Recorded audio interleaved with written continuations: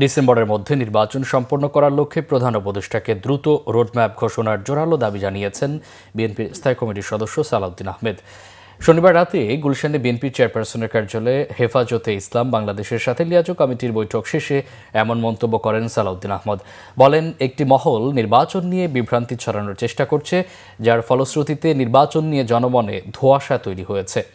আওয়ামী লীগ নিষিদ্ধের দাবি জানিয়েছে হেফাজতে ইসলাম। তিনি বলেন, বিএনপিও চায় আওয়ামী লীগকে গণহত্যার দায়ে বিচারের আওতায় আনা হোক।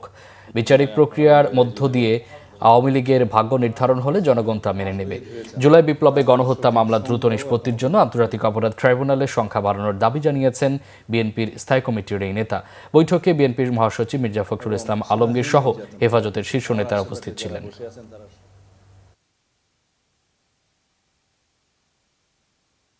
ডিসেম্বরের মধ্যে জাতীয় সংসদ নির্বাচনের জন্য মাননীয় প্রধান উপদেষ্টা আমাদেরকে আশ্বস্ত করেছিলেন, জাতির সামনে অনেকবার বলেছেন।